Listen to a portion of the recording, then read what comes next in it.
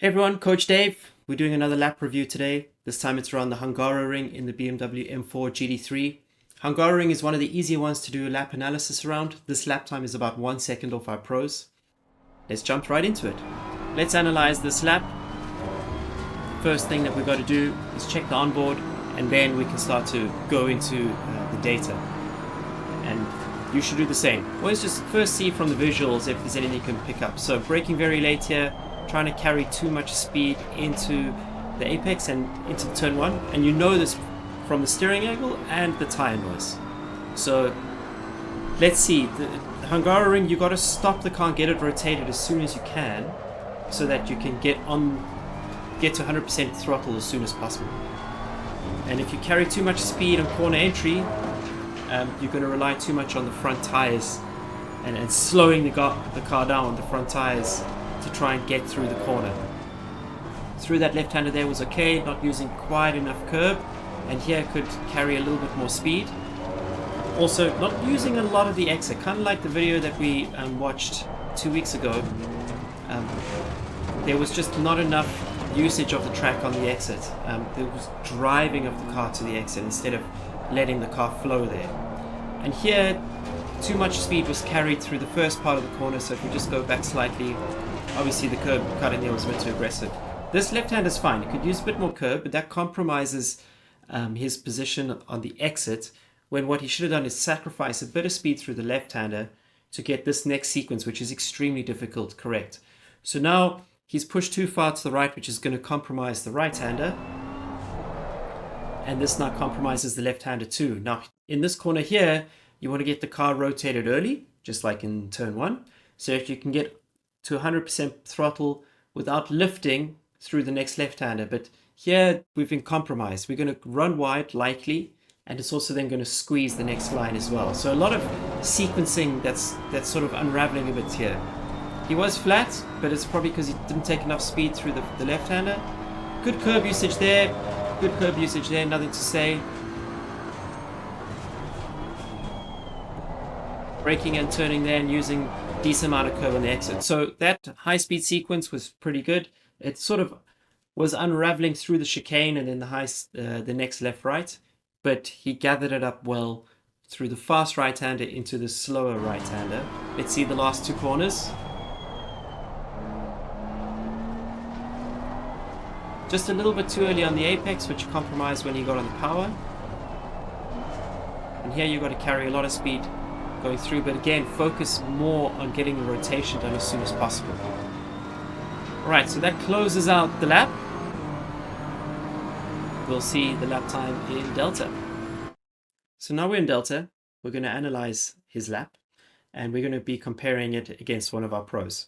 So the lap time there that was achieved was a 43.5 against a 42.6. Now again, you've got to slow the car down enough to get the car rotated in the slower corners so you can get to 100% power as soon as possible. But let's first analyze some of the trends that we've seen here. So turn one, carrying a bit too much speed. Turn two, not enough speed, but on the power pretty decently. Missing in the high speed, left-hander. Carrying decent speed through the right, but compromising his chicane too much. And then that sort of sets off a sequence of being off the line, as I explained, through the chicane, through the left and the right. He manages to gather it up through the high speed sequence towards the end of sector 2, and then as he's approaching sector 3, mostly okay, but within the details I can see that there's some bits missing. His last corner is pretty good though. But let's dive into one or two areas that I want us to focus on.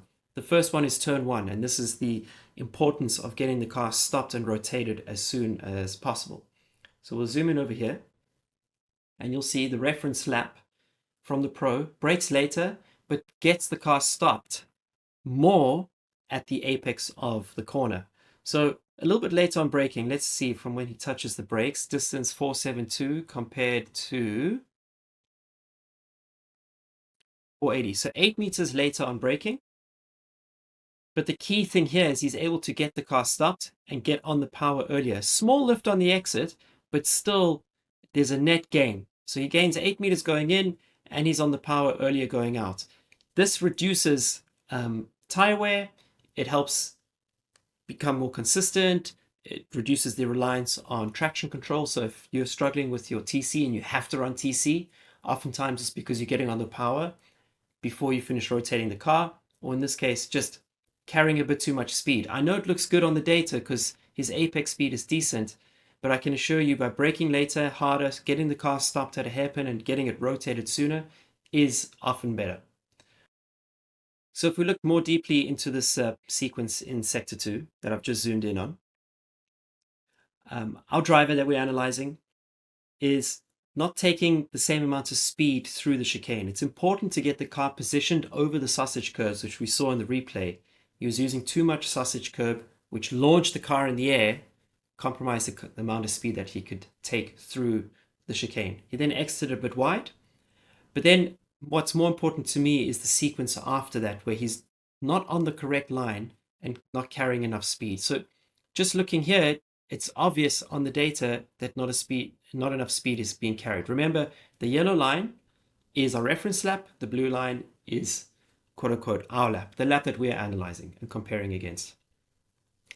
Because of his poor use of the line after the chicane, he had to brake more, overslow the car.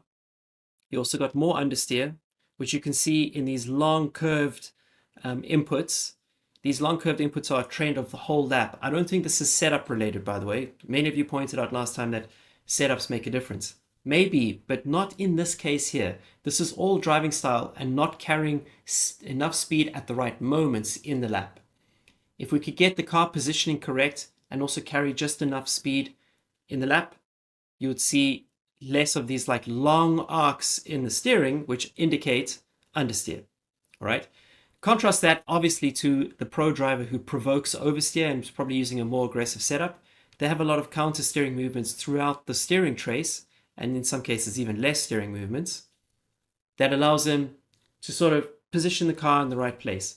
But again, most of this is not about the setup. I promise you, most of this is about the amount of speed being carried into the entry of the corner and the technique at which, the rate at which the brakes are being released, etc. So just on this chicane area here, if we could carry a bit more speed and position the car better through the exit, it will give a better positioning for the following left-hander, which you can see in the map on the side here. Holding the left for longer to open up the right-hander will also improve the speed quite a bit. And you can see that over here, he was offline, if you remember.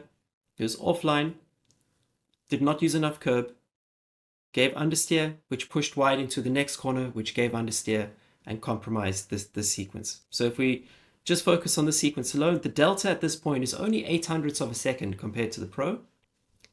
And by the exit, it's 0.6 of a second. So just this sequence alone is worth 0.6 of a second. The chicane, the left and the right.